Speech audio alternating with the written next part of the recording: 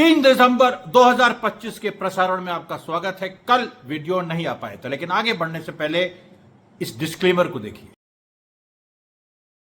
अब मैं आता हूं एक के बाद एक जो घटनाएं 2 दिसंबर से और 3 दिसंबर 2 दिन लगातार हुई। देखिए, वेस्ट बैंक में 2 तारीख को और उसके पहले 1 दिसंबर को बड़ी घटना हुई। रेजिस्टेंस ऑपरेशंस, जिसमें आईडीएफ का जो एक कॉन्फिडेंस था वो कहीं ना कहीं हिला है, और उसके बारे में बहुत सारे लेख भी आ रहे हैं, बहुत सारे इस तरीके के विचार भी व्यक्त किए जा रहे हैं इजरायली बुद्धिजीवियों द्वारा। सबसे बड़ी बात यह, और वहां पर देखिए क्या हुआ। हिब्रोन में एक 17 साल के लड़के ने एक कार, और ये 1 दिसंबर का वाकया, 1 दिसंबर की रात को हिब्रोन वेस्ट बैंक में 17 साल के एक लड़के ने अपनी कार ले जाके एक रैमिंग ऑपरेशन किया, जिसमें एक आईडीएफ सोल्जर घायल हो गया। उसके बाद दिन भर वो कार, पूरे 2 दिसंबर वो कार इजरायली फोर्सेस ट्रेस करती रही, बाद में जाके मिली कई घंटों बाद, और फिर 17 साल का वो लड़का शहीद हो गया। उसके बाद दूसरी घटना उसी, मतलब आप सोचिए, ये 1 तारीख की रात को ही हुआ। 2 तारीख को दिन में दूसरी घटना हो गई, जब रमल्ला में एक और 18 वर्षीय लड़का इसने ये एक दूसरा काम कर दिया। इसने बकायदा रमल्ला में 2 गांव के बीच आईडीएफ सोल्जर्स को एंगेज किया। आप देख सकते हैं उनसे बातचीत हो रही है, और फिर उसने अचानक चाकू निकाला, और उसके बाद जो हुआ उसमें 2 इजरायली सोल्जर घायल हो गए। पूरा वीडियो में नहीं दिखा सकता हूं, आप जानते हैं गाइडलाइंस की वजह से।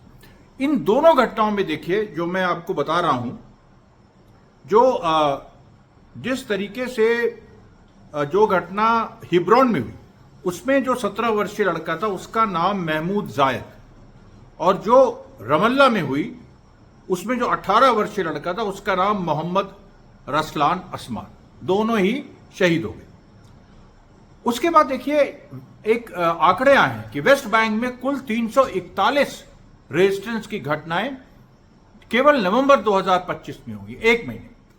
इजरायली हमले भी 1000 के ऊपर हुए हैं, लेकिन रेजिस्टेंस की घटनाएं जो हैं वो इतनी ज्यादा पहले कभी नहीं हुई थी। और उसके बारे में मैंने एक वीडियो 3 मिनट का, जिसमें पीछे मेरी आवाज आ रही है, वो मेरे ख्याल से 1 दिसंबर वाले वीडियो में मैंने डाला भी था। वो क्लिप डाली थी 3 मिनट की, और वो वैसे मेरे एक्स में और टेलीग्राम चैनल में वो वीडियो भी पड़ा हुआ है, और आप डिस्क्रिप्शन में लिंक भी देख सकते हैं एक्स और टेलीग्राम चैनल का। ईमेल आईडी भी मेरा है, जो भी मुझसे चाहे संपर्क कर सकता है। अब देखिए, अब यहां पर हम आगे बढ़ते हैं कि गाजा में करीब 5 गाजा के सिविलियंस आज शहीद हुए। रोज देखिए 2 या 3 या 5 शहीद होना। अब ये 100-150 की जो संख्या रोज थी पहले, जब युद्ध विराम के पहले, तो वो तो नहीं है, लेकिन यहां पर एक माहौल जंग जैसा ही है। और उसको, मतलब आप ये सोचिए कि दोनों तरफ से डिस्ट्रस्ट है। अभी जो घटनाक्रम है उसमें जो एड अंदर आनी थी, जो रिकंस्ट्रक्शन शुरू होना था, वो कोई भी चीज ऐसी नहीं हो पाई। तो इसको लेके एक बड़ी चिंता जताई जा रही है। आगे बढ़ने के पहले देखिए, हमारे पास सीरिया की घटनाओं के बारे में खबरें हैं, लेबनान की घटनाओं के बारे में खबरें हैं, ईरान के बारे में है, रशिया और यूक्रेन के बारे में, और कुछ इजिप्ट से जुड़ी भी खबरें। उसके बढ़ने के पहले मैं आपको बता दूं, आज वर्ल्ड डिसेबिलिटी डे है, और गाजा का ये बच्चा उमर ये अपील कर रहा है दुनिया से कि जो गाजा में अपंग बच्चे हैं उनके लिए प्रोस्थेटिक लिम्स बनाए जाए।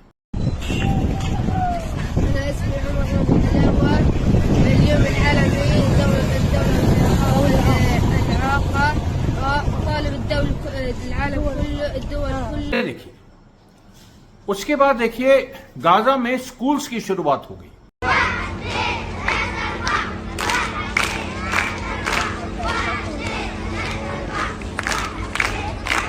उसके बाद देखिए, मैं आपको बताता हूं कि वेस्ट बैंक में क्या क्या हुआ। देखिए, पहले मैंने ये रिकॉर्ड किया था, लेकिन अचानक ये कुछ साजिश हुई है, आवाज आनी बंद हो गई। मैं दोबारा रिकॉर्ड कर रहा हूं, इसलिए वीडियो आपको देर से मिला। ये जो पोर्शन है ये पूरा 10 मिनट 15 मिनट का, ये इसमें आवाज ही गायब हो गई। अच्छा, वेस्ट बैंक में देखिए जो पूरी घटनाएं हुई हैं, उसमें सिलवाड, नॉर्थ ईस्ट ऑफ रमल्ला, यहां पर इजरायली फोर्सेस के साथ सीधे संघर्ष हुआ पैलेस्टीनियन रेजिस्टेंस का।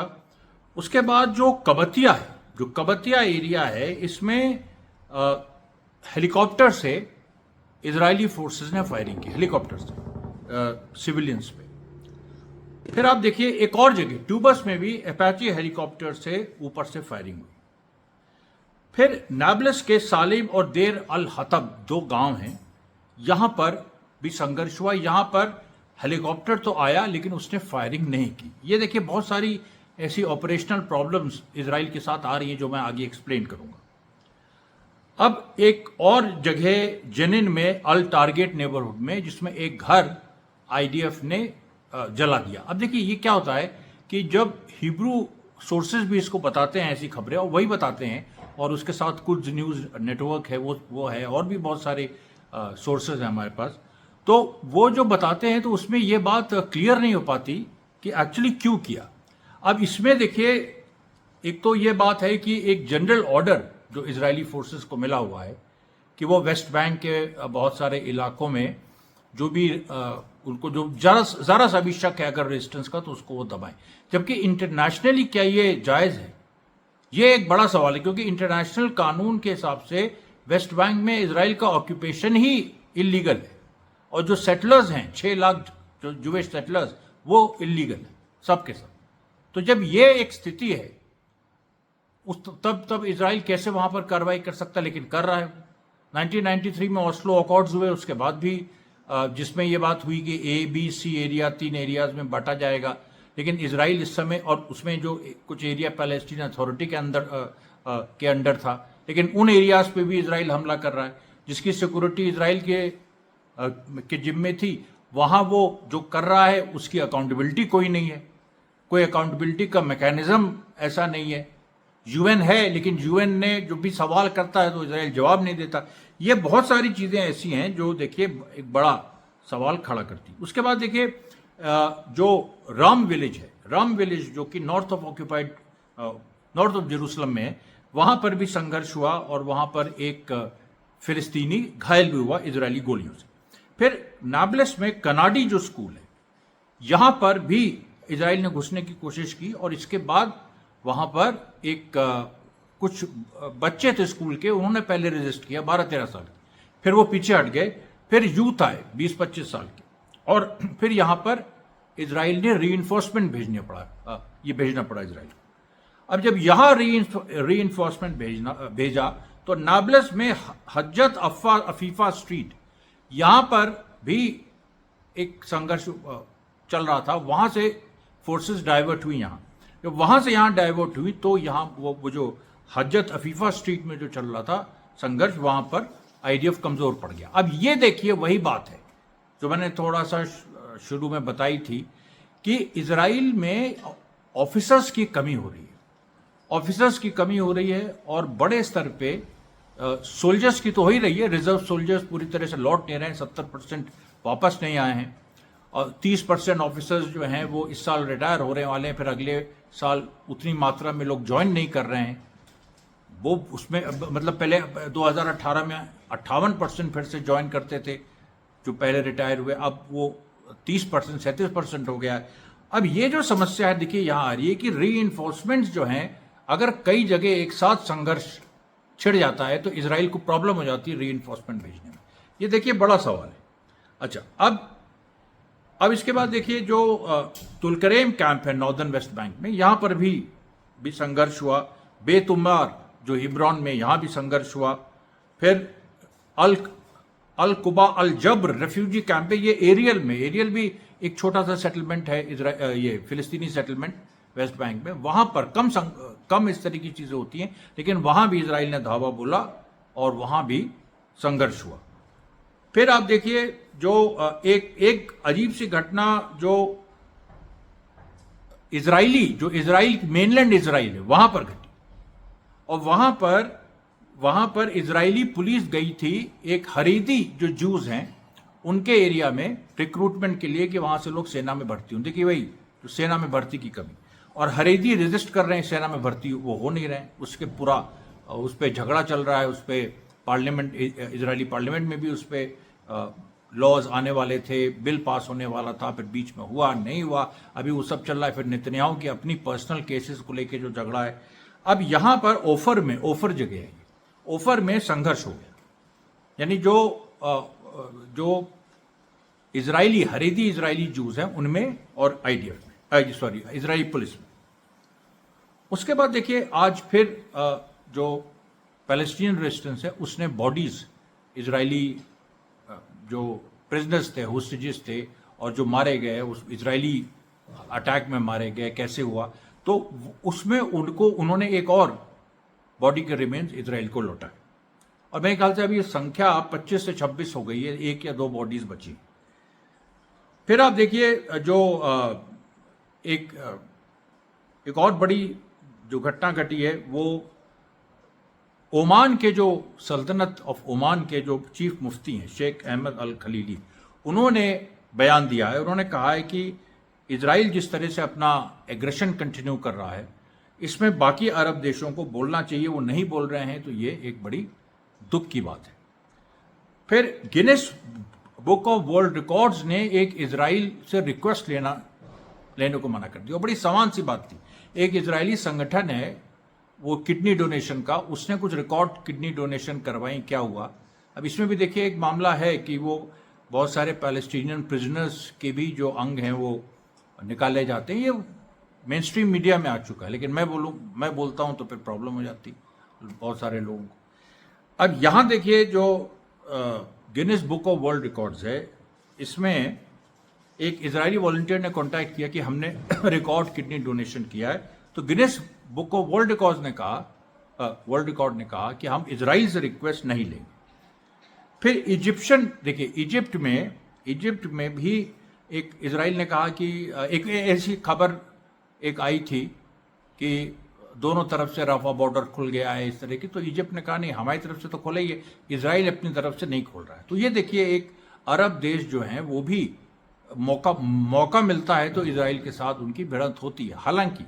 हालांकि वो ओवरऑल स्टैंड उनका वही है कि ट्रम्प प्लान के वो साथ हैं जिसमें रेजिस्टेंस के डिसआर्ममेंट की बात है, लेकिन रेजिस्टेंस का डिसआर्ममेंट संभव नहीं, क्योंकि सारी की सारी जो फोर्सेज हैं, जो इंटरनेशनल जो देश से कहा गया है कि फोर्सेज, दो अरब देशों ने तो मना ही कर दिया है कि हम डिसआर्म नहीं करेंगे, अजरबैजान और पाकिस्तान ने भी कह दिया हम डिसआर्म नहीं करेंगे। अल्टीमेटली वही होगा जैसे जो लेबनान में हो रहा है, क्योंकि लेबनान में भी यही है।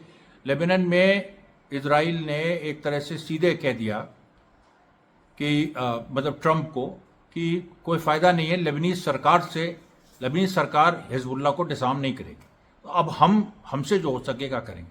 अब हमसे जो हो सका करेंगे मतलब वही जंग है। तो जंग अगर होगी तो जंग के बारे में भी इजराइल का ये मानना है कि हिजबुल्लाह बहुत आगे बढ़ गया है। कई जगह जो उसके जो पोजीशन, जो 5 गांव हिजबुल्लाह के अभी लेबनान के अभी भी इजराइल के कब्जे में है, वहां तक हिजबुल्लाह का नेटवर्क पहुंच गया है। और इस तरह की बातें आ रही हैं कि हिजबुल्लाह को चुपचाप हथियार ईरान से पहुंच रहे हैं, ये आ रहे हैं, वो एविडेंस इजराइल के पास है, लेकिन वो एविडेंस अभी तक पब्लिक नहीं हुई। तो अब यहां भी अल्टीमेटली बात तो यही होगी, गाजा में इजराइल कहेगा कि अगर स्टेबलाइजिंग फोर्स रेजिस्टेंस को डिसआर्म नहीं कर पाएगी तो हम करेंगे, वो करेगी तो जंग है। ये देखिए इस तरीके के जो कॉन्ट्रडिक्शंस हैं ये अमरीश मिश्रा स्पीक्स पकड़ता है, और इसको बहुत सारे प्लेटफॉर्म्स, अब यही मैं कह रहा हूं, देखिए जो हमारे चैनल्स डिमोनेटाइज होते हैं, ये होते हैं, क्यों होते हैं मुझे समझ में नहीं आता। ये सिंपल सी बात जो कि मेन स्ट्रीम मीडिया कह सकता है, अमरीश मिश्रा नहीं कह सकता, क्योंकि इससे बवाल हो जाएगा, दुनिया हिल जाएगी, पता नहीं क्या हो जाएगा। उसके बाद देखिए जो गाजा में जो 5 आज गाजा के सिविलियंस शहीद हुए, तो उसमें देखिए खान यूनिस और अल तुफा, इन 2 जगहों पे आईडीएफ ने वहां पर अपनी येलो लाइन से उन लोगों ने आर्टिलरी से फायरिंग की। कुछ जो आगे बढ़ने की कोशिश इजराइल कर रहा था वो उसमें वो सफल नहीं हो पाया, लेकिन फिर भी देखिए 5 सिविलियन शहीद हुए, जबकि अभी युद्ध विराम चल रहा है, तो उसका कोई मतलब नहीं। लेकिन अब 400 की संख्या पहुंच रही है 11 अक्टूबर के बाद से जो गाजा के सिविलियंस मारे गए। फिर आप देखिए सीरिया से बड़ी खबर है कि जो सुवेदा में, जहां इजराइल ने कहा कि ड्रूज जो हैं वो हमारे साथ हैं, वहां पर ड्रूज जो जनता है उसने प्रदर्शन किया और उसने बेंजामिन नेतन्याहू के खिलाफ नारे लगाए, जूस जनता। और अभी सीरिया में बेत जिन में रेजिस्टेंस हो चुका है, और सीरिया का रेजिस्टेंस कैसे बढ़ रहा है वो मैंने आपको बताया। फिर आप देखिए जो इजराइल को पार्डन करने की बात है कि इजराइल के प्रेसिडेंट पार्डन करें, इजराइल को सॉरी नेतन्याहू को, उसमें 400 रिटायर्ड पुलिस ऑफिसर्स ने हर्जोग को मना किया है कि नेतन्याहू को पार्डन नहीं करें। और इसमें जो पूरा जो पेच फंसा है वो यही है कि पार्डन मिलता है नेतन्याहू को तो भी नेतन्याहू को नुकसान है, क्योंकि अगले साल चुनाव है, लोग कहेंगे देखो ये पार्डन लेके आए, और जो विपक्ष कहेगा, और अगर नहीं मिलता है तो भी नुकसान है, क्योंकि लोग कहेंगे फिर कि ये इसके ऊपर केसेस हैं। तो उसको दोनों ही तरफ से यह मामला फंसा हुआ है। फिर जो खबर आई है कि तालिबान और पाकिस्तान अब सऊदी अरेबिया में जो युद्ध कभी कभी भड़क उठता है तो सऊदी अरेबिया में वो उसकी बातचीत करेंगे।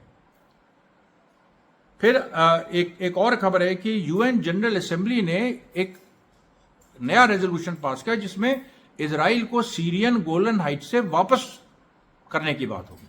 अब ये बड़ी अजीब सी चीज है, कैसे हो गया ये ऐसे माहौल में जब ट्रंप का पीस प्लान पास हो रहा है, ये हो रहा है, सब कुछ हो रहा है, इसमें अमेरिका का कोई वैसा दखल भी नहीं हुआ। मतलब सीरिया के मामले में, लेबनान के मामले में ट्रंप पीछे हट रहा है, क्योंकि देखिए अभी मैं बताऊंगा यूक्रेन के इशू पे वहां भी एक डेडलॉक हो गया जिसकी वजह से ट्रंप वहां पर फोकस कर रहा है।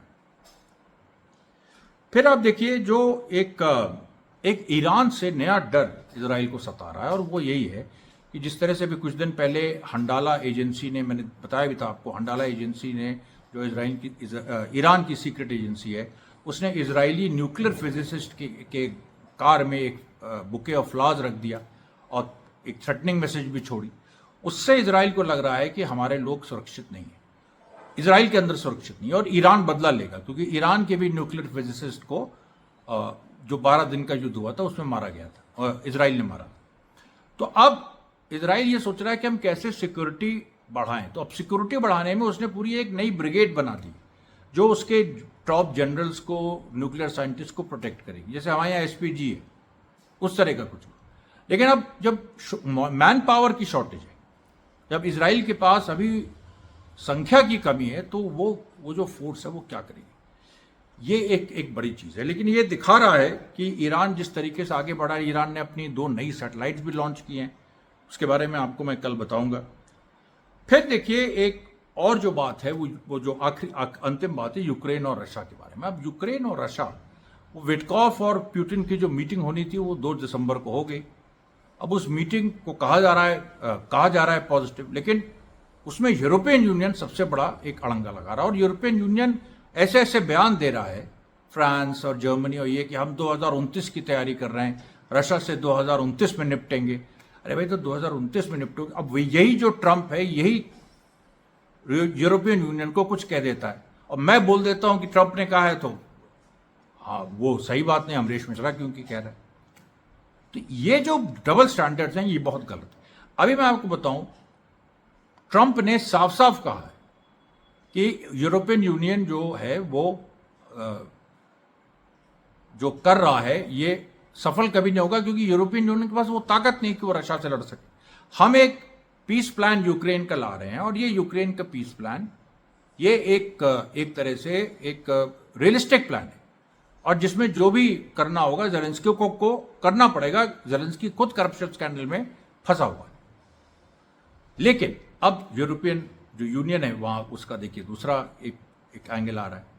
और यहां पर देखिए जो गाजा का मुद्दा फिर से वापस आता है कि गाजा में इजराइल अब अपने को इस तरह से प्रॉब्लम फेस कर रहा है, क्योंकि अगर वो लेबनान में भी युद्ध शुरू करना चाहे, गाजा में भी युद्ध शुरू करना चाहे, नेतन्याहू तो चाहेगा कि कुछ ना कुछ हो, क्योंकि अगले साल चुनाव है, तो वो वहां पर अमेरिका ने जो एक किरियत सेटलमेंट में अपना एक बना रखा है एस्टैब्लिशमेंट, और अमेरिकन ऑफिसर्स हैं वहाँ, सब कुछ, और भी इंटरनेशनल फोर्सेज मतलब इंडिविजुअल्स हैं जो ओवरसी कर रहे हैं गाजा सीज फायर को, उसका क्या होगा। तो ये देखिए आज की खबरें थी, और कल मैं फिर आपके सामने हाजिर होऊंगा। तब तक के लिए धन्यवाद साथी, बहुत बहुत।